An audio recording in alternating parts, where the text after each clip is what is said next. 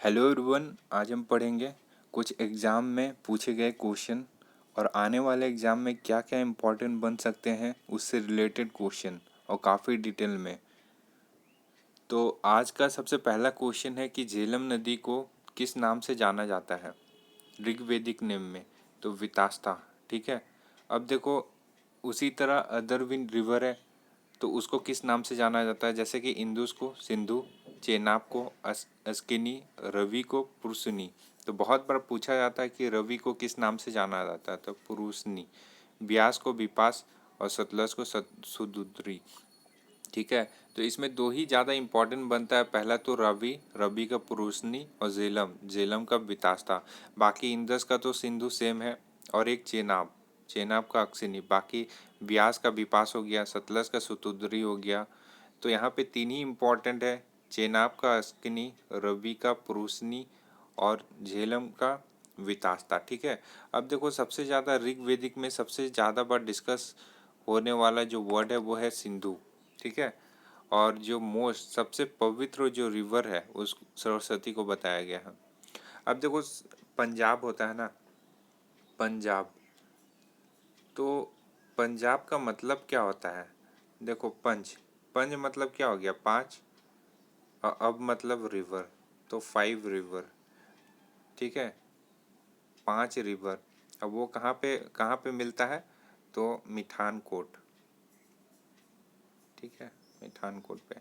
ठीक है। तो यही वो 5 रिवर है, और जिसका ऋग्वेदिक में डिफरेंट डिफरेंट नाम है।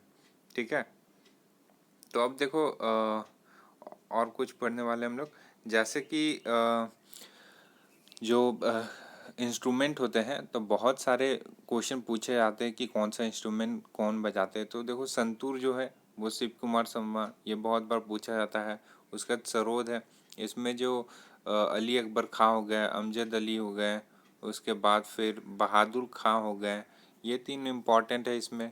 उसके बाद सितार में रविशंकर हो गया, उसके बाद निखिल बनर्जी हो गया, और एक हरशंकर भट्टाचार्य। ठीक है। वीणा में कौन हो गया? वीणा में आप याद कर लो, KR कुमार स्वामी। ठीक है। और एक बालाचंद्र, KR स्वामी और बालाचंद्र।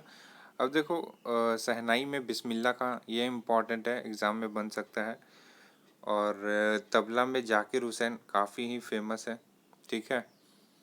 और अल्लाह रखा खां हो गए, अल्लाह रखा खां। ठीक है। अब मृदगम में एक याद कर लो, पालघाट मनी अय्यर, पालघाट राघो, ये तो मिल ही जाएगा। ठीक है। अब देखो, कुछ इम्पोर्टेंट प्रोडक्शन के नाम, कौन सा स्टेट सबसे ज़्यादा प्रोडक्शन में आगे है, तो हम लोग देखते हैं इसमें। ये देखो, चावल, चावल में सबसे ज़्यादा कौन है? पश्चिम बंगाल। ठीक है। पश्चिम बंगाल जो है, जो राइस में सबसे ज़्यादा है। तो हम लोग अगर पूछेंगे, जैसे कि राइस में हो गया। ठीक है। अब देखो क्या होता है ना, कि इसमें राइस कैसे होता है, जैसे ब्लैक सॉइल। अब हम लोग सॉइल के बारे में इसमें डिस्कस करना होगा, बहुत सारे सॉइल आते हैं। तो सबसे पहले हम लोग देख लो, पहले बात करते हैं कि ब्लैक सॉइल। ब्लैक सॉइल को ना, ब्लैक सॉइल को क्या बोलते हैं? रेगुर सॉइल बोलते हैं, रेगुर सॉइल। चलो, इसको आगे वाले पेज पे डिस्कस कर देंगे, उससे पहले हम लोग समझ लेते हैं। ठीक है। तो सबसे पहले देखो, इसमें क्या इंपॉर्टेंट बन जाएगा? चाय, चाय का तो आसाम हो गया। उसके बाद फिर चावल का, चावल वेस्ट बंगाल में है। उसी तरह गेहूं का उत्तर प्रदेश में है। अब यहाँ पे कॉफ़ी का कर्नाटका हो गया। ठीक है। गन्ना का उत्तर प्रदेश, गन्ना का उत्तर प्रदेश हो गया। दूध का उत्तर प्रदेश हो गया। प्याज का महाराष्ट्र में। ठीक। तो ये कुछ इम्पोर्टेंट चीज़ है। जूट भी हो गया आपका पश्चिम बंगाल में। ठीक है। तो अब देखो क्या होता है ना, कि यहाँ पे देखो, ये देखो, कभी कभी पूछा था कि राइस बॉल, राइस बॉल किसको बोलते हैं? तो आंध्र प्रदेश होता है ना, उसको राइस बॉल बोलते हैं। लेकिन अगर प्रोडक्शन के बारे में पूछा गया, सबसे ज़्यादा कहाँ प्रोडक्शन होता है, तो वेस्ट बंगाल में। ठीक है। उसी तरह कॉफ़ी का क्या हो गया?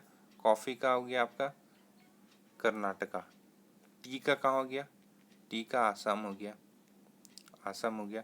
सोयाबीन का अगर पूछा जाए, जिसमें सबसे ज़्यादा प्रोटीन पाया जाता है, सोयाबीन, तो ये हो गया मध्य प्रदेश। ठीक है, अब देखो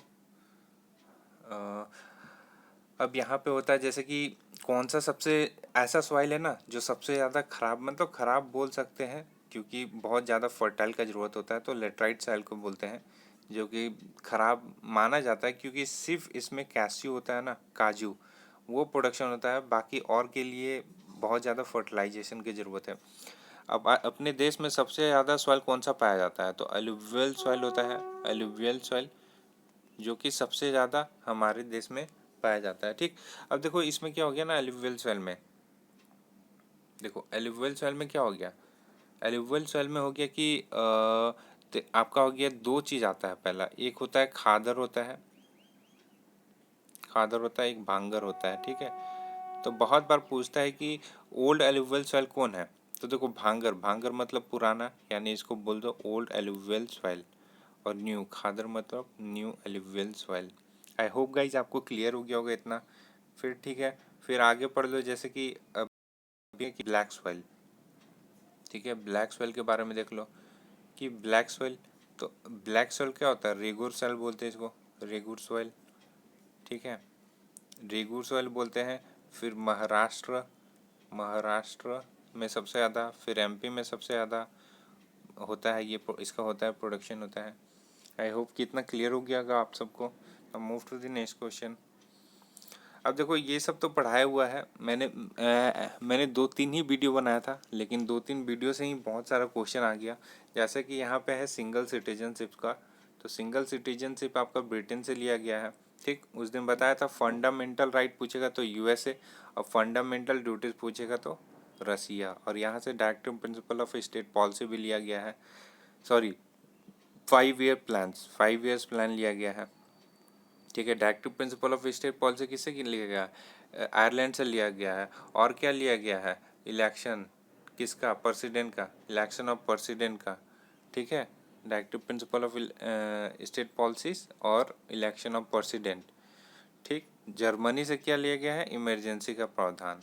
ठीक है, और अमेंडमेंट आपका साउथ अफ्रीका, कॉन्करेंट लिस्ट हो गया। फिर सेंटर स्टेट रिलेशनशिप हो गया, वो आपका ऑस्ट्रेलिया से। ठीक, और जुडिशियल रिव्यू आपका, जुडिशियल रिव्यू हो गया, वाइस प्रेसिडेंट हो गया, ये आपका सब यूएसए से है। तो ये सब तो बहुत ही मैंने 2-3 ही वीडियो बनाया था, बट उसमें से बहुत सारे क्वेश्चन भिड़ गए हैं, तो अच्छा लगा। अब देखो, अब यहाँ पे पढ़ते हैं, जैसे कि वॉशिंग सोडा का पूछ दिया था आज के क्वेश्चन में। तो वॉशिंग सोडा का क्या होता है, सोडियम कार्बोनेट। ठीक है, जैसे कि फॉर्मूला क्या होता है, Na2CO3, washing soda. Baking soda NaHCO3, baking soda. ठीक है, NaOH क्या हो जाएगा, कास्टिक सोडा। ठीक है, उसी तरह क्विक लाइम का CaO। ठीक, CaOH2 स्लैक लाइम का, प्लास्टर ऑफ पेरिस। यहाँ देखो ब्लीचिंग का, ब्लीचिंग का क्या हो जाएगा, CaOCl2, कैल्शियम हाइपोक्लोराइड। ब्लीचिंग का क्यों काम आता है, purification of drinking water. Sodium thiosulphate, ये आपका फोटोग्राफी में यूज होता है।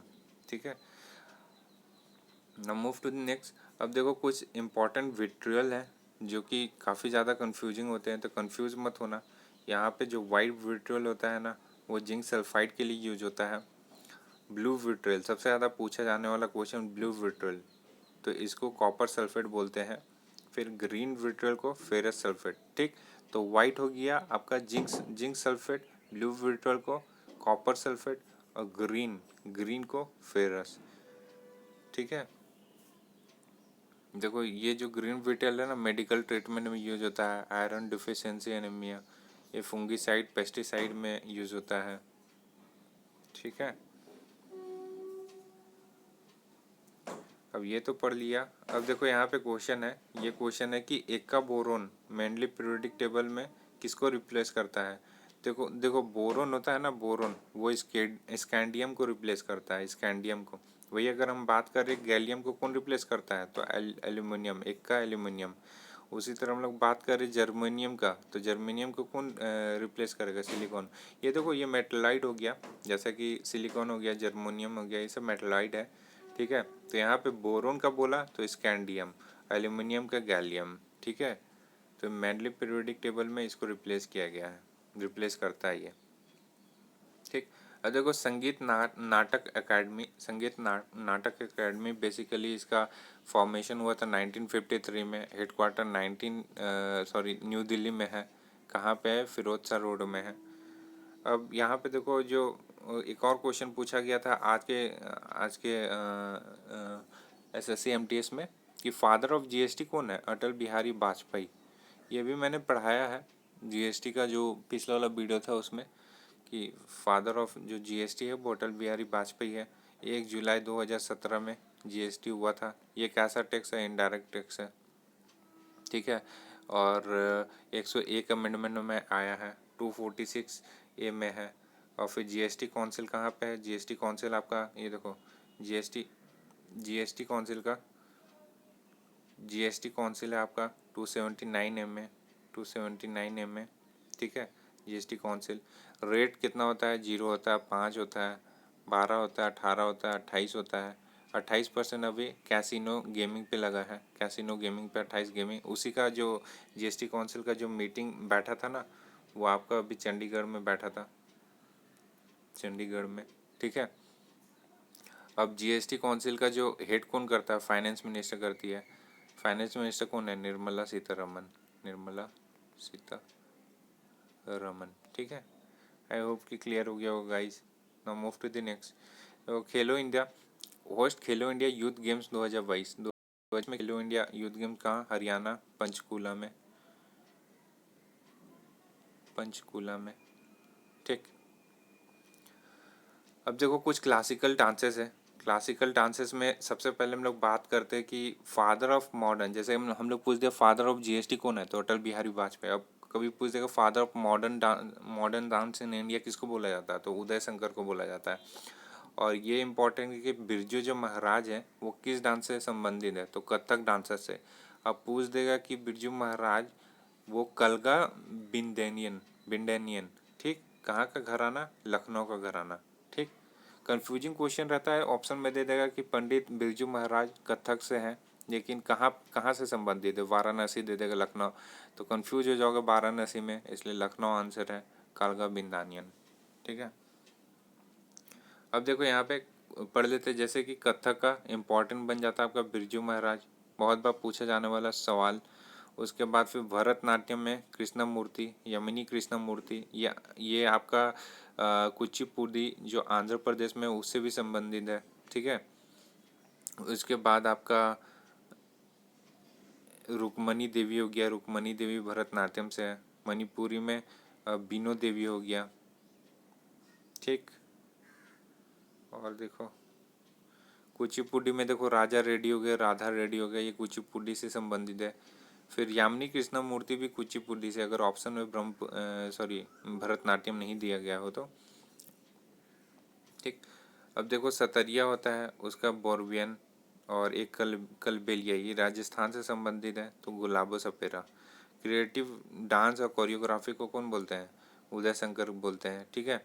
अब देखो यहाँ पे ना जो संगीत नाटक एकेडमी है ना, बेसिकली ना 8 क्लासिकल बांस बताया है, ठीक है।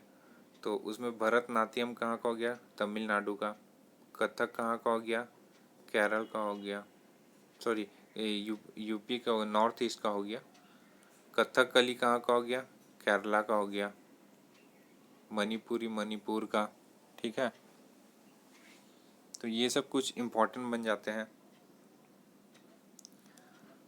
अब देखो अब कुछ इम्पोर्टेंट क्वेश्चन जो एग्ज़ाम में पूछे गए थे आज का।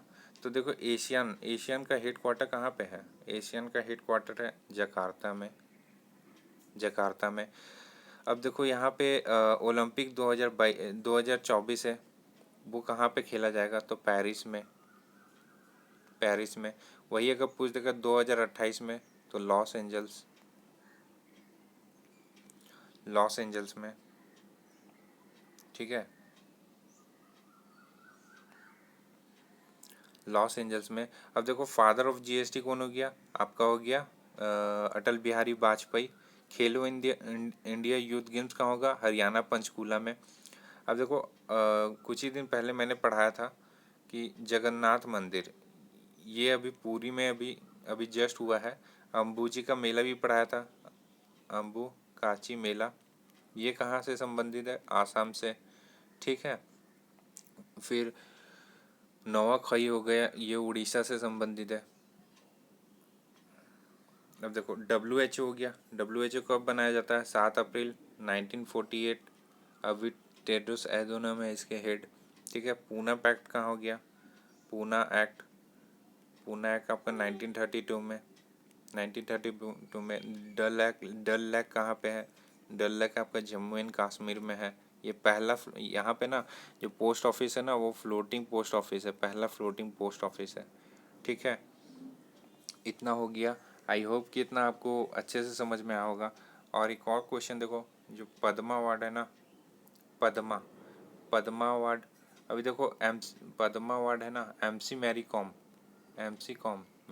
कॉम।